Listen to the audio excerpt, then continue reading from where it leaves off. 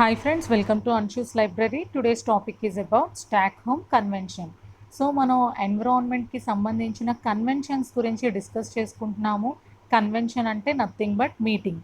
So మనం last క్లాస్లో Ramsar convention, keto protocol గురించి డిస్కస్ చేసుకున్నాము.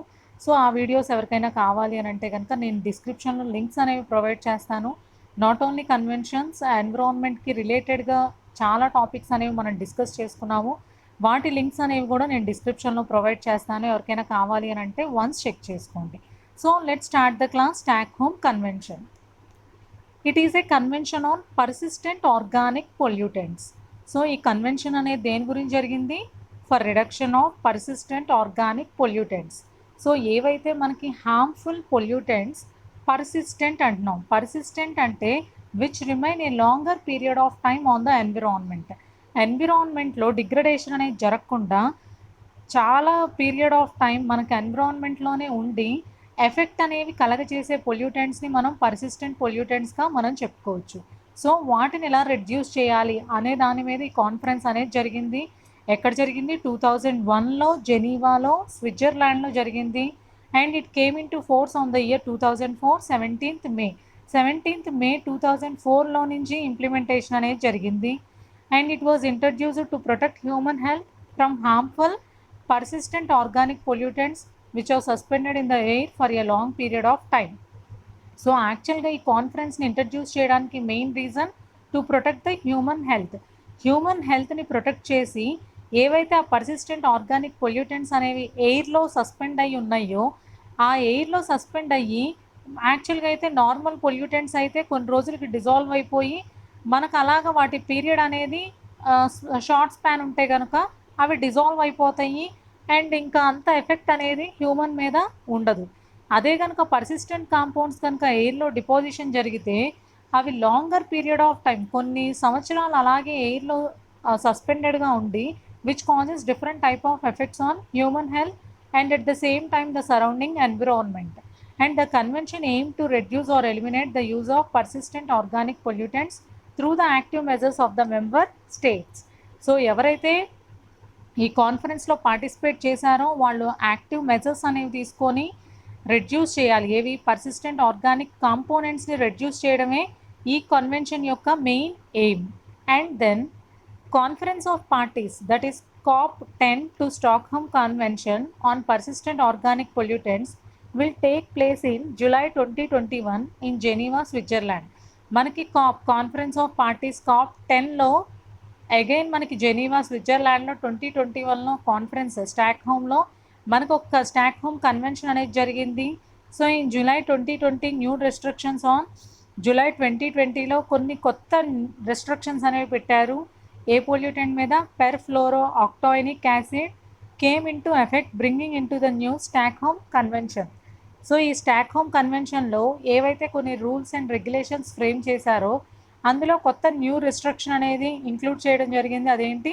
పెర్ఫ్లోరో ఆక్టాయినిక్ యాసిడ్ని మనకు కంప్లీట్గా వాటి వాడకాన్ని రెడ్యూస్ చేయాలి. ఒకవేళ కనుక అది రిలీజ్ అయ్యి డిపోజిషన్ జరుగుంటే కనుక యాక్టివ్ మెజర్స్ తీసుకొని దాన్ని ప్యూరిఫికేషన్ అనేది చేయాలి అనే దాని మీద కొన్ని రూల్స్ అనేవి తీసుకురావడం జరిగింది.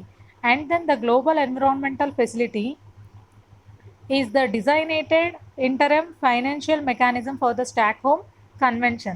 స్టాక్హోమ్ కన్వెన్షన్కి ఒక ఫైనాన్షియల్ మెకానిజం తీసుకొచ్చింది global environmental facility. And then the United nation industrial development Organization takes the responsibility for developing nations and transitioning economics to help them implement Stockholm Convention measures. So ఇక్కడ ఏంటంటే మెయిన్గా Stockholm కన్వెన్షన్లో developing nations participate చేస్తే, developed nations participate చేస్తాయి. So ఊరికే మనం persistent organic పొల్యూటెంట్స్ని reduce చేయాలి అని అంటే అవ్వదు కదా. కొంత ఎక్విప్మెంట్ కావాలి, దానికి ఎకనామికల్ సపోర్ట్ అనేది కావాలి. సో ఇక్కడ మనం చెప్తున్నాం కదా, united nation industrial development organization అనేది విచ్ టేక్ రెస్పాన్సిబిలిటీ. దేనికోసం? ఎవరైతే డెవలపింగ్ నేషన్స్ ఉన్నారో వాళ్ళకు ఒక ఎకనామికల్ సపోర్ట్ అంటే ఆ ఎక్విప్మెంట్స్ కావచ్చు, వాటికి స్కిల్డ్ పర్సన్స్ కావచ్చు, వాళ్ళకి పర్సనల్ ట్రైనింగ్ కావచ్చు, ఇలాంటి వాటికి ఒక ఎకనామికల్ సపోర్ట్ అనేది united nation industrial development organization నుంచి రావడం అనేది జరిగింది. And then persistent organic pollutants are carbon based organic chemical substances which remain in the environment for longer period of time. So persistent compounds అనగానే మనం already discuss చేసుకున్నాం కదా, ఎన్విరాన్మెంట్లో longer period of time అలాగే ఎగ్జిస్ట్ అవుతా which causes different type of effects. And persistent organic compounds are toxic for both human and wildlife, రెండింటికి కూడా harm అనేది ఉంటుంది. As of May 2017 there are 181 parties to the Stockholm convention. So ఎంతమంది ఉన్నారు? 181 parties అనేవి ఉన్నాయి Stockholm కన్వెన్షన్లో. India is a party to the Stockholm convention. మన ఇండియా కూడా ఆ స్టాక్హోమ్ కన్వెన్షన్లో వన్ ఆఫ్ ద పార్టీగా మనం చెప్పుకోవచ్చు. In May 2002 India sign the global treaty whereas it brought into force in January 2006. Treaty అంటే మనం ఆల్రెడీ చెప్పుకున్నాం కదా, ఒక అగ్రిమెంట్లో ఇండియా అనేది సైన్ చేయడం జరిగింది. అంటే స్టాక్హోమ్ కన్వెన్షన్లో ఏవైతే రూల్స్ అండ్ రెగ్యులేషన్స్ ఫ్రేమ్ చేశారో అవి మనం కూడా మన ఇండియాలో కూడా ఇంప్లిమెంటేషన్ అనేది ఎప్పటి నుంచి స్టార్ట్ అయింది? 2006 జనవరి నుంచి స్టార్ట్ అయింది. And then according to the energy and resources institute January 2018 report on persistent organic compounds in India environment, the level of persistent organic pollutants in environment is high because of poor management of e-waste. E-waste means electronic waste and municipal and industrial waste. So వీళ్ళ report ఏదైతే theory అంటాం కదా, the energy and resource institute వాళ్ళ report ప్రకారం 2018లో persistent organic pollutants యొక్క మన amount అనేది increase అవుతుంది. ఎందువలన? పూర్ మేనేజ్మెంట్ ఆఫ్ ఎలక్ట్రానిక్ వేస్ట్ని మనం సరిగ్గా మేనేజ్ చేసుకోకపోవడం వల్ల అండ్ మున్సిపల్ అండ్ ఇండస్ట్రియల్ వేస్ట్ని ప్రాపర్గా ట్రీట్మెంట్ అనేది చేసుకోకపోవడం వల్ల వీటి అమౌంట్ అనేది ఇంక్రీజ్ అవుతుంది అనేది వీళ్ళ రిపోర్ట్లో మెన్షన్ చేయడం జరిగింది. India has been exempted from the ban of DDT as a result of the Stockholm convention and is allowed to produce the and use DDT. So మనకి స్టాక్హోమ్ కన్వెన్షన్లోనే ఇండియా ఒక ఎగ్జంప్షన్ అనేది తీసుకోవడం జరిగింది. యాక్చువల్గా అయితే స్టాక్హోమ్ కన్వెన్షన్లో ఎవరైతే ట్రియేటీ అంటే అగ్రిమెంట్ చేసుకున్నారో వాళ్ళు DDT, ఎండ్రిన్ కావచ్చు, డయాల్డ్రిన్ కావచ్చు, ఇలాంటి కొన్ని కెమికల్స్ వాడకాన్ని కంప్లీట్గా రిస్ట్రిక్షన్ అనేది ఉంటుంది. బట్ మన ఇండియా మాత్రం DDT వాడకాన్ని మాత్రం ఎగ్జంప్షన్ అనేది తీసుకోవడం జరిగింది. బట్ ఆ DDTని మనం ఓన్లీ దేనికి వాడాలి? Control of vector burn diseases. So ఏవైతే వెక్టార్ బర్న్ డిసీజెస్ని కలుగజేసే ఏవైతే కొన్ని మైక్రో ఆర్గానిజమ్స్ ఉన్నాయో వాటిని కిల్ చేయడానికి మాత్రమే DDT అనేది మనం యూజ్ చేయాల్సి ఉంటుంది. సో ఇదొక ఎగ్జంప్షన్ అనేది తీసుకోవడం జరిగింది. And then India efforts towards meeting the aims of the Stockholm convention. So మనం కూడా 2006 నుంచి ఈ అగ్రిమెంట్లో సైన్ చేశాం కాబట్టి మనం ఫాలో అవుతున్నవి promotion of non persistent organic pollutants alternatives. అంటే ఏవైతే ఆ పర్సిస్టెంట్ ఆర్గానిక్ పొల్యూటెంట్స్ రిలీజ్ అవ్వని మనం ఆల్టర్నేటివ్స్ని చూస్ చేసుకొని వాటిని ప్రమోట్ చేయడం అనేది జరుగుతుంది.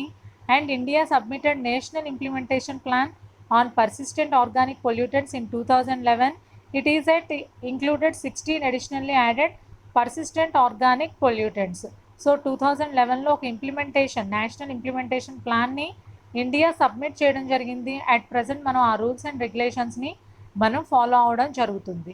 So what ever it is, this is about Stockholm convention. Stockholm convention అనగానే దేనికోసం చేశారు? పర్సిస్టెంట్ ఆర్గానిక్ పొల్యూటెంట్స్ని రెడ్యూస్ చేయడం కోసం చేయడం జరిగింది. ఇందులో సభ్యత్వం పొందినవి 181 పార్టీస్ అనేవి పార్టిసిపేట్ చేయడం జరిగింది. మన ఇండియా కూడా అగ్రిమెంట్లో సైన్ చేయడం జరిగింది. So this is about Stockholm convention. Thank you. I hope you understand this class. If you want to see more videos in my channel, subscribe to my channel. Thank you.